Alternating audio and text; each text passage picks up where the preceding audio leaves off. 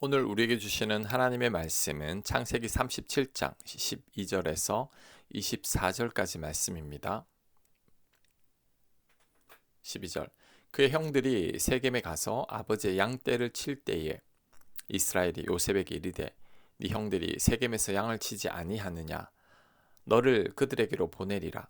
요셉이 아버지에게 대답하되 내가 그리하겠나이다.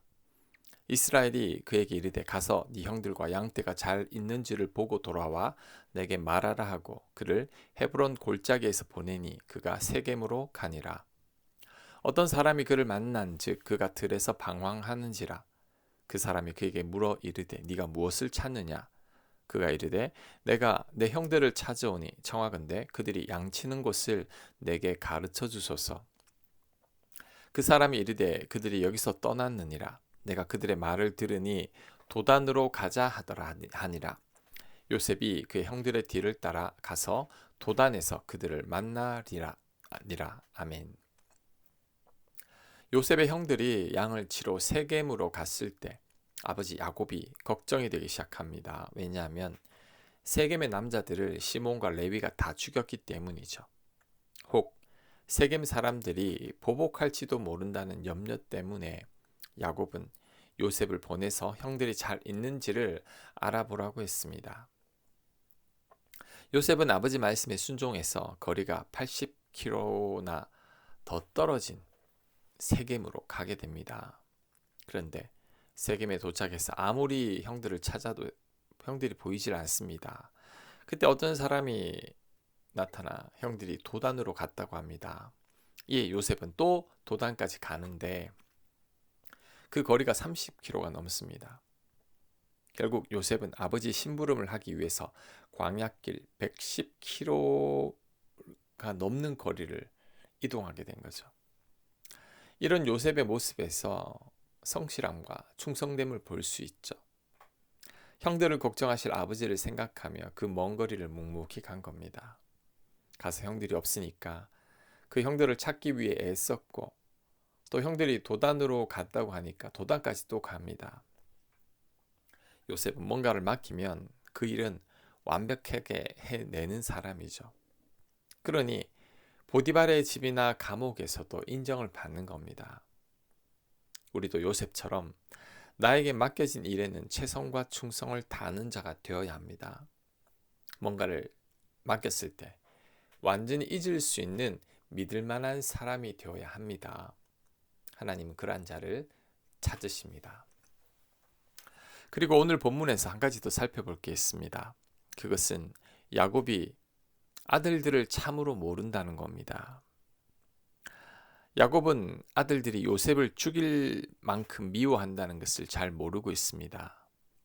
알았다면 요셉을 그 멀리까지 보내겠습니까? 야곱은 자식들을 몰라도 너무 모르고 있습니다. 그렇다면 왜 이렇게 모를까요? 자식들에게 관심이 없어서 그렇죠. 편애하는 아버지가 다른 자식들에게 관심이 있겠습니까? 야곱은 요셉만 관심이 있고 다른 자식들에겐 별로 관심이 없습니다.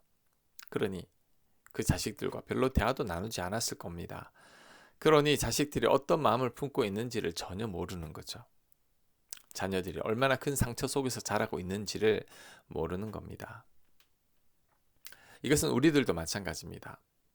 우리들도 부모님들이 자녀들을 잘 모르는 경우가 많은데 그 이유가 야곱과는 좀 다릅니다. 우리들은 자식들에게 관심은 많지만 부모님 뜻대로 자녀들을 키우고 싶은 마음이 큽니다. 부모님의 욕심이 많습니다. 자녀들도 자녀들의 인생이 있는데 부모님들이 자꾸만 관여하고 간섭하고 명령하죠. 자녀들을 권위적으로 대합니다. 그러니 자녀들이 마음을 닫아버린 겁니다. 회사의 높은 상사들은 부하 직원들의 마음을 잘 모릅니다. 맨날 명령하고 지시하고 직원들의 말은 들어본 적이 없으니까 직원들의 마음을 알 수가 없죠. 마찬가지로 자녀에 대한 욕심이 많고 권위적인 부모님들이 자식들을 잘 모릅니다. 부모가 계속 강요하고 자신의 뜻만 말하니까 자식들은 자신의 뜻을 제대로 말할 수가 없는 거죠. 그러니 서로 간에 단절이 일어나는 겁니다. 야곱과 그의 아들들과 같은 사이가 되지 않으려면 부모님들이 자녀들에게 대한 욕심을 버려야 합니다. 권위적인 태도 버려야 합니다. 그럴 때 서로 간에 단절이 일어나지 않을 겁니다. 야곱과 그의 아들들 같지는 않을 겁니다. 18절 요셉이 그들에게 가까이 오기 전에 그들이 요셉을 멀리서 보고 죽이기를 꾀하여 서로 이르되 꿈꾸는 자가 오는도다. 자, 그를 죽여 한 구덩이에 던지고 우리가 말하기를 악한 짐승이 그를 잡아 먹었다 하자. 그의 꿈이 어떻게 되는지를 우리가 볼 것이니라 하는지라. 아멘. 요셉의 형들이 요셉을 죽이자고 합니다. 아버지는 짐승이 요셉을 잡아 먹었다고 적당히 속이면 된다고 말합니다. 정말 악한 자들이죠. 이들의 죄는 오늘날로 치면 존속살인입니다. 특히 계획적인 존속살인은 사형이나 무기징역까지 구형받을 수 있습니다. 지금 야곱의 아들들이 이런 죄를 모의하고 있죠. 게다가 이들이 하는 말이 참으로 악합니다. 요셉을 죽여서 요셉의 꿈이 어떻게 되는지 보자고 합니다. 자신들이 요셉의 운명을 바꿀 수 있다는 말인 거죠. 이것은 하나님에 대한 도전입니다. 하지만 인간이 아무리 애를 써도 하나님과 하나님의 계획과 뜻은 꺾을 수 없습니다. 물론 우리의 악과 고집으로 인해 잠깐 다른 길로 갈 수는 있습니다. 하지만 하나님은 다른 길을 통해서도 결국 당신의 뜻을 이루십니다. 이것은 요셉과 야곱만 봐도 잘 알 수 있죠. 형들이 요셉을 애굽의 노예로 팔았지만 하나님은 그 악을 도구로 요셉을 애굽의 총리로 세웠습니다. 야곱은 끝까지 고집을 피우고 믿음으로 살려고 하지 않았지만 결국은 하나님께 굴복하게 되었죠. 그러니 괜히 고집만 피우면 나만 고생입니다. 우리는 절대 하나님을 이길 수 없습니다. 그러니 겸손히 굴복하고 내 삶을 하나님께 온전히 맡겨드리는 것이 가장 현명한 것입니다. 21절 르우벤이 듣고 요셉을 그들의 손에서 구원하려 하여 이르되 우리가 그의 생명은 해치지 말자. 르우벤이 또 그들에게 이르되 피를 흘리지 말라. 그를 광야 그 구덩이에 던지고 손을 그에게 대지 말라 하니 이는 그가 요셉을 그들의 손에서 구출하여 그의 아버지에게로 돌려보내려 함이었더라. 아멘. 요셉의 형들이 요셉을 죽이려고 했지만 장남 르우벤은 반대합니다. 왜 그럴까요? 그래도 첫째이기 때문이죠. 그래도 첫째가 책임감이 있습니다.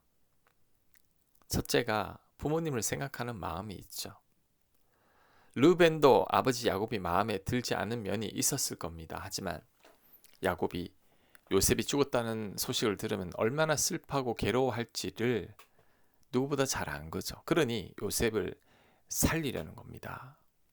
하지만 결국 23절 이하의 말씀처럼 됩니다. 23절 요셉이 형들에게 이르매 그의 형들이 요셉의 옷 곧 그가 입은 채색 옷을 벗기고 그를 잡아 구덩이에 던지니 그 구덩이는 빈 것이라 그 속에 물이 없었더라. 아멘. 형들의 계획을 모르는 요셉이 형들을 보고 반가운 마음에 다가갔겠지만 형들이 요셉 옷을 벗기고 빈 구덩이에 던져버렸습니다. 요셉이 얼마나 놀랐을까요? 얼마나 상처를 받았을까요? 100km가 넘는 거리를 형들을 찾아왔더니 그 형들이 옷을 벗기고 구덩이에 던져버린 거죠. 자, 그런데 방금 읽은 구절에서 특히 눈에 들어오는 대목이 있습니다. 23절에 그의 형들이 요셉의 옷, 곧 그가 입은 채색 옷을 벗기고라는 대목입니다. 성경은 요셉의 옷을 강조하고 있습니다. 요셉의 옷, 곧 그가 입은 채색 옷을 강조하고 있죠. 이렇게 채색 옷을 강조한 이유가 뭘까요? 그 채색 옷은 야곱의 편애의 상징이기 때문입니다. 다른 아들들은 아무 옷이나 입히는데 유독 요셉만 채색 옷을 입혔습니다. 이것이 다른 아들들의 기분을 상하게 한 거죠. 오늘날로 치면 요셉에게만 명품 옷을 입히고 다른 자녀들은 시장에서 싸게 산 옷을 입힌 겁니다. 그래서 형들이 요셉의 옷을 벗기고 구덩이에 던져버린 거죠. 굳이 옷을 벗기고 구덩이에 던질 필요가 있을까 하고 생각할 수 있겠지만 그렇지 않습니다. 요셉의 형들은 요셉의 채색 옷이 너무 눈에 거슬립니다. 그 옷을 벗길 때 속이 후련했을 겁니다. 그리고 찢긴 채색 옷을 아버지 야곱에게 보여주며 아버지의 편애에 저항하고 싶었던 겁니다. 형들은 아버지의 편애에 대한 분노를 요셉의 채색 옷을 벗기면서 풀었고 그 옷을 아버지에게 보여주며 통쾌해 했던 겁니다. 야곱은 요셉에게만 채색 옷을 입히지 말아야 했습니다. 모든 아들들에게 다 똑같이 채색 옷을 입혀야 했습니다. 골고루 사랑을 나눠줘야 했죠. 그랬다면 형들이 요셉을 노예로 팔지는 않았을지도 모릅니다. 우리들도 이런 채색 옷을 조심해야 합니다. 내 자녀들이 편애나 차별을 느끼지 않도록 공평한 사랑을 줘야 합니다. 더 마음이 가는 자녀가 있다고 할지라도 똑같이 대해야 합니다. 오히려 미운 자식 떡 하나 더 챙겨줘야 합니다. 그럴 때 요셉 형들처럼 상처받지 않을 겁니다. 또한 채색 옷은 지나친 사랑의 상징이기도 합니다. 아무리 예쁘다고 해도 어린 자녀들에게 굳이 채색 옷까지 입힐 필요는 없습니다. 지나친 사랑은 오히려 자녀들에게 해가 되죠. 자녀들이 감사한 줄 모르고 자신만 생각하는 이기적인 사람이 됩니다. 요셉도 채색 옷을 입고 다닐 때에는 눈치가 없었고 형들의 잘못을 아버지께 고자질이라 하는 그런 아들이었죠. 미운 짓을 골라하는 아들이었습니다. 그러니 옷이 벗겨진 채로 구덩이에 던져진 거죠. 무엇이든지 지나치면 좋지 않습니다. 채색 옷을 입히지 않아도 내 자녀들은 살아가는데 아무런 문제가 없습니다. 채색 옷을 입히기보다 단색 옷을 입고도 감사할 줄 아는 자녀들이 되게 해야 합니다. 그래야 내 자녀들이 행복해집니다. 내 자녀들이 사람들에게 미움도 받지 않을 것입니다. 아멘.